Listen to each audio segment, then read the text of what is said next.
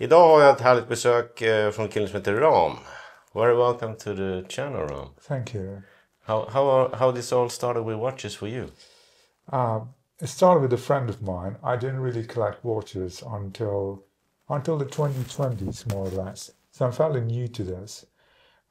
So I started collecting more actively during COVID, like several people. I'm a designer by trade, so I always had an interest in different designed objects. Yeah. I collect all kinds of things like books, all kinds of clothes, shoes, all those sort of things. Then a friend of mine, he was into watches. I didn't know anything about watches back then. And I used to wear a watch all my life, but that was just a practical quartz watch. Yeah, okay. I had it since I was a kid, maybe like 4 years old or something. You got a great collection here. There's Fantastic, some of those ones. Thank you. They're mostly from 30s to 60s, which is my preferred period. The 30s are my favorite, which has a lot to do with influence of different friends as well. Oh, okay, cool. You've been here 2 years now, working a bit in over Sweden? 2 years now. Yeah, okay. Still learning my Swedish. Yeah. I can read a bit now, but speaking and listening are quite challenging. Yeah, okay. I think it's hard to get started, let's say. Yeah, it always is. So what are you wearing today? I'm wearing this fairly new watch in the sense I got it fairly recently. It's a Zenith Disco Volante from the 30s, I believe. Yeah. Well, it must be 30s. I don't know the reference number, honestly. Oh, that's very hard to find out. But it's one of my favorite designs. I had something similar from Universal Genève. Okay. Or Universal Genève, which was quite similar actually, but it was just in steel.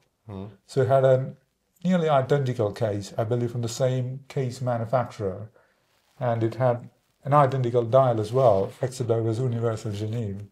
So I had it a bit, but then there was a very passionate Universal Genève collector who was keen on it, and it required a bit of a fix. So my preferred are perhaps a bit more towards gold.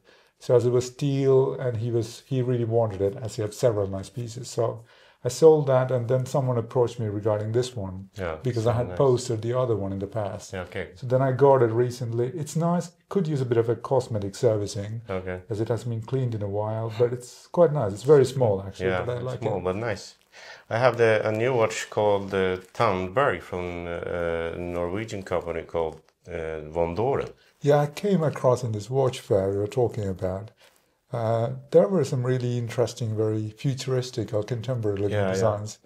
It's Tandberg is an old radio company from Norway, so it's a tribute to Mr. Tandberg.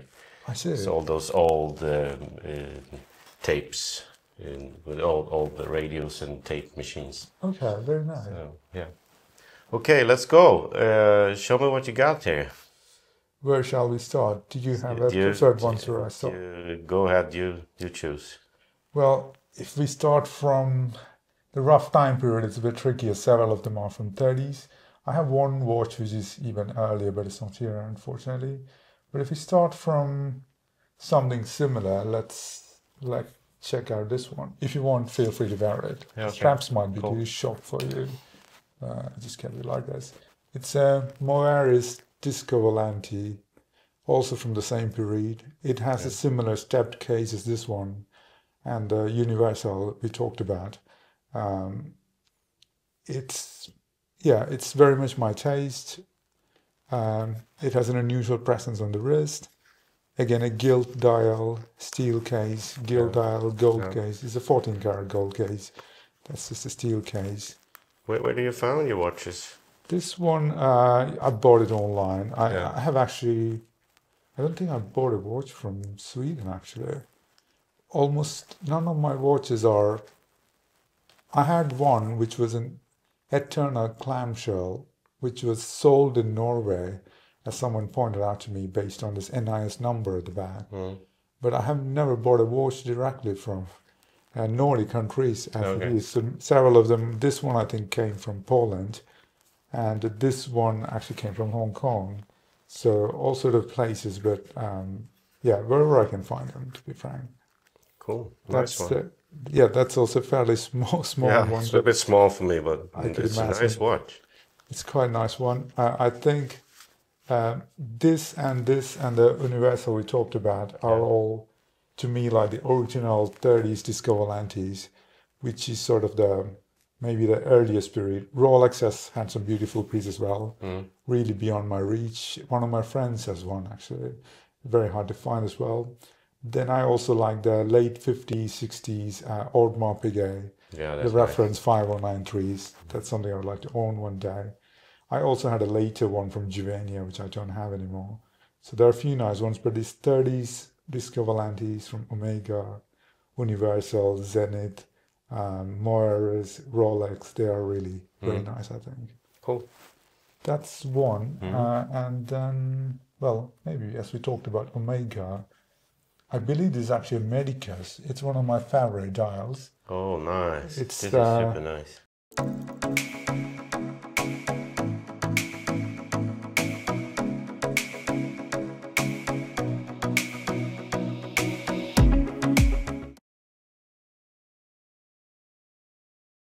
Yeah, center seconds, again from the 30s. I can't say I recall the reference number so well, but it's a Medicus, I believe. Very nice dial, blued hands and all of that. Yeah. I really enjoy wearing it. Again, perhaps small for most people, but I have really thin wrists. So kind of works, I think. Yeah, I think I got a cool style there. So. Yeah, and feel free to try it on. I just took my box like that, so don't worry about it. So how much is one of those? For instance, this one. I don't recall exactly how much paid for it, but it's not that expensive. I think it was like, well, in the grand scheme of watches, that is. I think it was like between 1,000 and 1,500 euros, of course, or dollars. They are about the same these days. This one was a bit cheaper. This one is like, as it's an Omega and such a nice dial in crisp condition. Yeah. It's almost oily in certain lighting conditions. Sorry.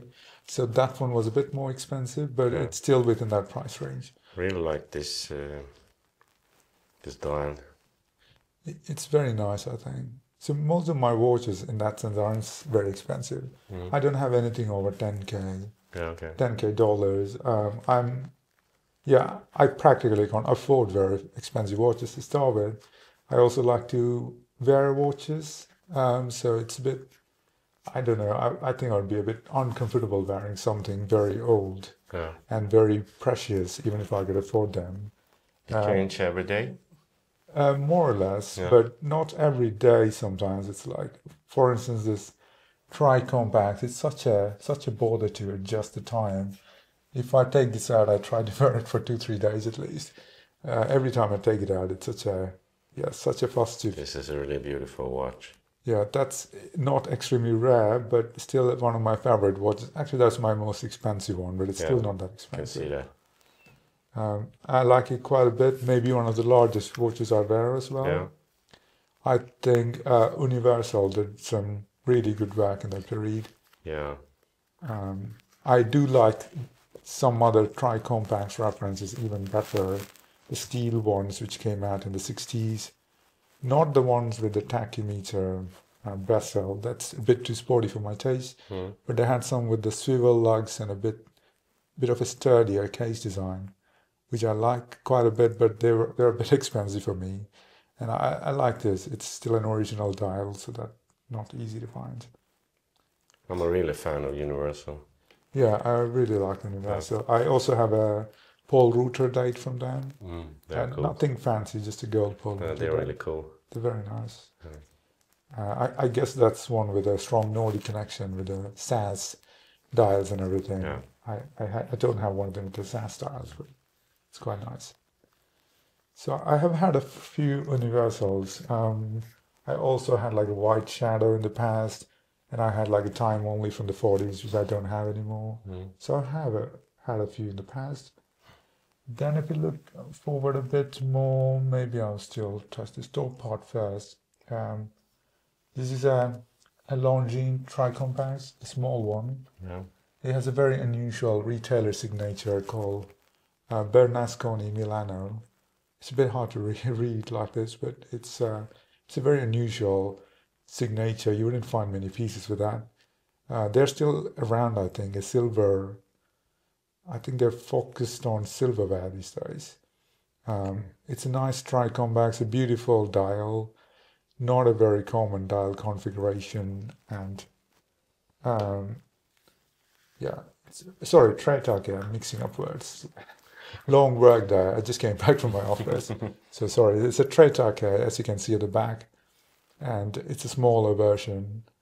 And I got it from one of my friends who has several nice Tretakes, like the large ones, which are about 35 mm, I believe. And those are a bit big for me and very expensive as well. So this is one of my favorite pieces from them.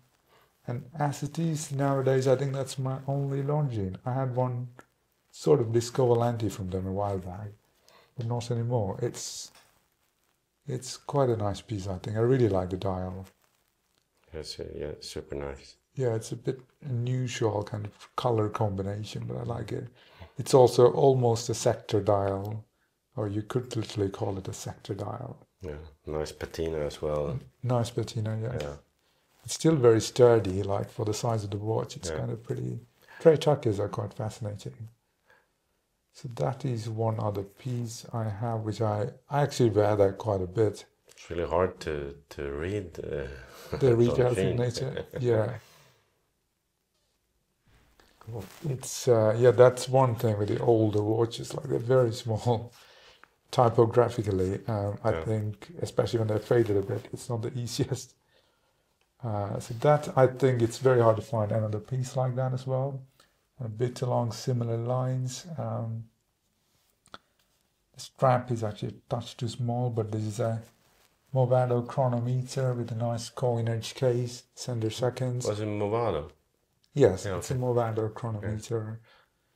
It's perhaps no longer really a chronometer, as it's old, again from the 30s. Yeah. Very nice dial, a very lemonish dial. And the very nice coinage case, the nice sender seconds. I also like wearing that quite a bit. Again, got from a friend of mine who is who is really into 30s watches and has, I think he has like over 200, 240 watches, so quite a few. So I got this one from him as well. It's nice, the blue. Yes, it's a nice contrast from certain angles. You can especially see it. Cool. Again, I don't know the reference number of those. I'm not a reference number focused collector. I just care about the design. Yeah, me as well. So yeah, it's quite hard to even try combats I've written down, but I can't recall the name. Although this one is perhaps easy to find out, but I haven't gotten around. And this is one of this perhaps my favorite chronograph. It's almost a baby chronograph, though not technically so.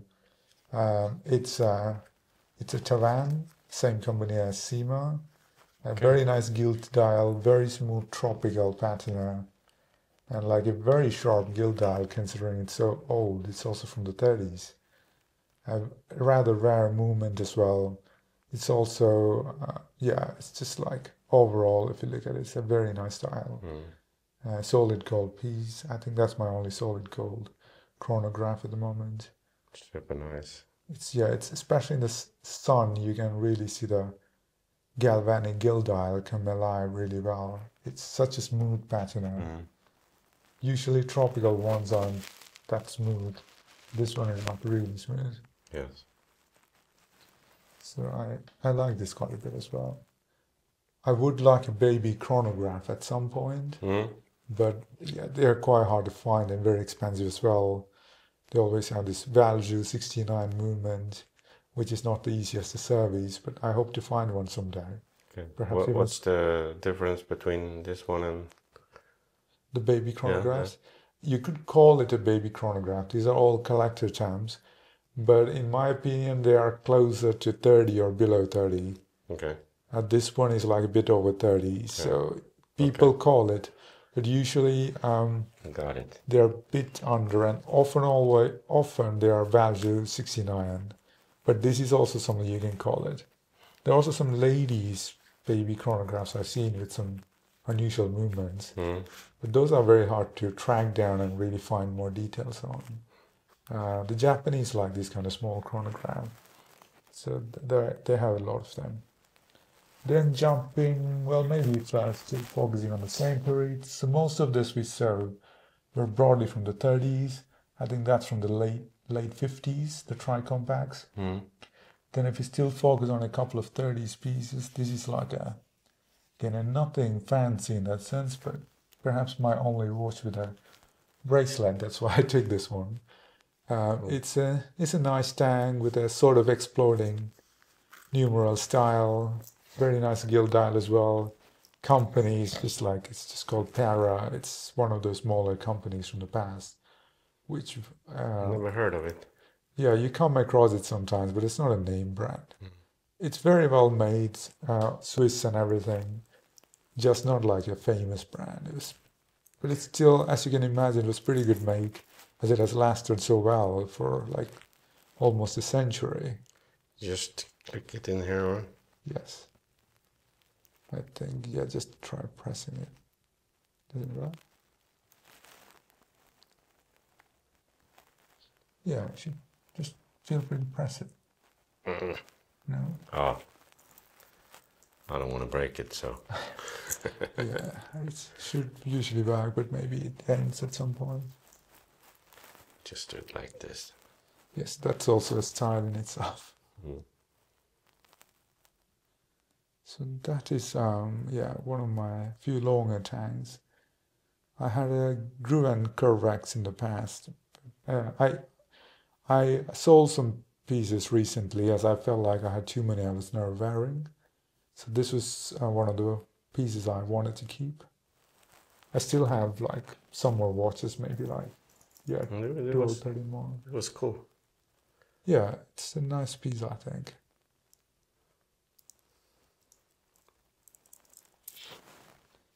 So that is, and then the last 30s piece before we jump to a bit more. To jump to a little bit modern. More modern, nothing super. This is extremely rare. Yeah. It's quite unlikely you would find another. It's from What is this? 30s again. It's from Mido, but it's a special model called the Mido Melik. This is the one most people are chasing me to get, but I really like the piece. I'm not planning to sell. It has a mystery dial. Melik, his last name was, I think, Anastasianas or something of the kind, which is very hard to remember. But he was an inventor who patented this mystery dial mechanism. Okay. And then he had a collaboration with Mido, and they created a few wristwatches. I've also seen some table clocks. They all have the same, and they're called Mido Melik, so it's kind of unique branding. Cool design for a 30s watch. Yeah, and he's still thinking outside the box. Absolutely, not the easiest to tell time with, but it's beautiful. Yeah. And this specific watch, again, you really need strong sunlight to see that, but it also is a bit tropical. You can find it chocolatey if you're really in the intense sun. It's not pure black. It's not as obvious as that one, but when it's on a strong sunlight, it looks a bit different. That's a very rare piece, which originally came from Japan and then it went to UK, and I got it from the previous owner. One of my favorite pieces, and something I don't wear that much because it's just it's so precious in a way. You would find the same model, but it's not likely you will find the same with a black dial, gold case, and in this condition. It's something very unlikely. That's maybe like the rarest watch in my collection, though several of these you wouldn't find another in terms of collectability. That's maybe the most interesting, though it's not expensive in that It's really cool. Yeah, I think so too. Yeah. Mine, limited. Yeah, it's sort of, I think Mido is still around. They make all kinds of watches, but this is from their past days. So yeah, it's just there somewhere. Then I think I have still something, maybe not extremely interesting, but still some, maybe starting from the same time period. This is, I forgot the exact year. This is from the late 50s. Yeah. It's a Hamilton Spectra. It's Hamilton made the first electric watches before Bulova made the Accutrons. So this is from the second electric movement they made. So it's like a probably one of the most interesting pieces of American watchmaking. Very nice design. They got some industrial designers to do a lot of different, very space age kind of designs. A very unusual piece, very fragile movement. That's the one I wear the least, perhaps, maybe comparable to this, just because it's so hard to service. Okay. It requires a battery to kickstart it, but it's not really a quartz movement, as it's from the 50s. So they made the first version, which was not a Spectra. I think Spectra came along with the second version of the movement. And they invested millions at the time to come up with this first electric watch. I don't think it was commercially super successful, but it was quite an innovation for its time. Yeah, really. Then Bulova came in with a tuning fork and everything. But I really like the designs of it. They had several ones. So this is called a Spectra, as I mentioned, but then they had the Neptune. There are all kinds of very unusual space age designs. It's like a painting. Yeah, it's very interesting. Kind of art. Absolutely, and it also looks like the magnetic field lines with the design. So these were designed by not really watch designers, but by industrial designers. Okay. So it has a bit different feeling to it. That I got from the United States, as it's hard to find in Europe. So that is like, it's not extremely rare. It also comes in a wide dial, but it's hard to find one in good condition. That's maybe the tricky part. It's a really good condition, this one. Yes, indeed. I was lucky to find that one a few years back. Then we have like if I recall right, this is about the same period as well. I have a Rolex, but I didn't bring it this time. But this is a Tudor Prince Oyster date. Oh, nice. It has a nice big rose sign. As you can see, the old Tudor logo, but the big rose one. It's a bit harder to find. It also has a Cyclops lens for the date window. And it's also a red date for some reason. And then it has all the numbers. Red. Oh, cool. Every day is a holiday. It's a reminder you don't have to work today because it's a red day. And it also has a nice crosshair. So not extremely valuable, but a very unusual combination. Yeah. And I enjoy wearing it.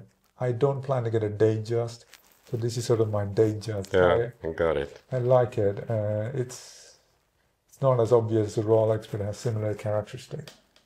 Actually, in those days, Tudor and Rolex weren't super separated. Yeah. So the case back is still signed Rolex, and it still has several mentions of Rolex. The crown is a Rolex crown. Just the movement is not the same. Otherwise, it's quite similar from those periods. Yeah, you can see it is also written there. It's quite an interesting piece. I like it quite a bit. Yeah, it's my favorite so far. It's still very variable, quite easy to handle. Yeah. Not that rare, but that specific combination, if you care about it, it's kind of rare. Then we just have two more to go, neither of which are extremely rare, but are interesting, I think. We have this Zenith. It's like, that's a cool one. It's perhaps the last chronograph model they released before the El Primero. So it's a manual chronograph, but a very nice one with a nice movement. It's in great condition, a nice brush dial, like a sort of like a Soleil dial. I really like it. It's the only piece I have with these 3 sub-registers. This is a big watch for you. Yes, that and those are maybe my biggest ones. It's maybe 38 something this time. I think it's just under it. It's maybe still between 36 and 38, but it's kind of thick as well. Yeah. It's a 146 HP. They also call it an 8271, but I'm not quite sure what an 8271 is. It might be a steel version, but they often call it a 146 HP. There's also 146 DP, which is the one with 2 sub-registers. This is a really nice piece. Yeah, I like that one quite a bit as well. It's quite fun to wear. It's in good condition. It's still fairly durable. Really good. So that is... Zenith is an interesting brand. Like I have had... Sorry? It is. Yeah, it's quite known for the movements, but like the same watch I showed you earlier, this one. Yeah. Rolex has nearly identical designs. Perhaps they're not even that different, but then the value would be so much more.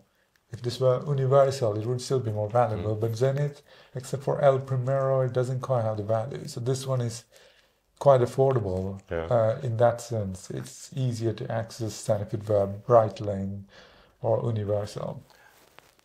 Then the very last one, this I believe is actually a 90s model. It's a larger tank mast, still a mechanical movement. They call the dial a discor, but I'm not entirely sure if it's an original Cartier term or if it's something the collectors came up with. Yeah, no. But it's from the 90s with the Vermeil case. It's a nice one. I like wearing it. Oddly enough, that's the only watch I have which most non-watch people care about. Though it's not very rare or particularly valuable or even very good watchmaking. It was like a fashion watch when Tank was released, I think. I love the dial. Yeah, the dial is funky. I think the first Tank was released in 1977, but this is like a 90s piece. The movement is just an ETA. Yeah, it's just a Vermeil case. It's overall nice, but if you look at the dial quality of that and look at the 30s pieces, there's like a significant difference. Yeah. Cartier is a brand I feel like it's quite respected for its design, but I'm not a huge fan of the dial quality or the watchmaking per se. So this one, it's kind of odd. It used to be such a cheap watch not so long ago. But these days, as Cartier is so popular, all of these have become quite valuable. Yeah. Though in like a watchmaking perspective, they're not super rare. It's like not a particularly good movement. It's like the dial and everything. It's just basic quality, so to say. But it's kind of interesting in that sense. And people like a lot. People keep asking me about the Cartier, oddly enough. The other ones are maybe unusual, but not super interesting for most. So if I give you a big bag of money and you can buy any watch you want, what would it be?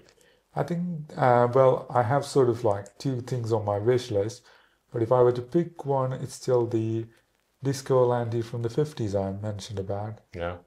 It's the AP5093. It's a broad reference with several different configurations. There's one in particular I like quite a bit.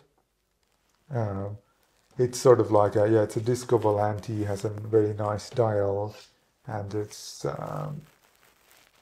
something I'd like to get, but the price of this has also increased quite a lot in a few years. In theory, it would have been a better deal for me to take like an expensive personal loan in 2017 to buy it, rather than buy one now with my like non-loan money, because the price has increased maybe 3 times, 4 times. So that's my maybe like top piece on my mind, though I would also really like a Patek time only. I own the Vacheron and I have an Audemars Piguet still, but I'm still looking for my Patek. So that's sort of something that has been on my mind for a bit, and it's hard to pick the right model. So these two would be on top of my mind, but especially the AP, I would say. Nice. So final question then, if fire starts here and you just have to bring one of the watches with you. Tricky with this one. I would say maybe this one still. It's perhaps the most valuable for the watch community, and it's the logic is that with most of these other pieces, though it's quite painful to lose it, in terms of collecting as a thing, you would find some example. Like this one is pretty hard to find, but you might still find another, but this one is very unlikely to find another. So these are some of those watches where if you lose a piece, it's very hard to find a replacement. So in that sense, that's also one of my favorites. If I would pick three of those, one of those, and this one, Tudor, and the Zenith, and also that one. Yeah, the Giant Compact. They're quite nice. Well, super nice to have you here. Thank you so much for having me. Thank you very much for coming. Thank you, and for having this in English. It will take a while for me to be fluent enough in Swedish. Next time. See you next year in Swedish. Okay, take care now.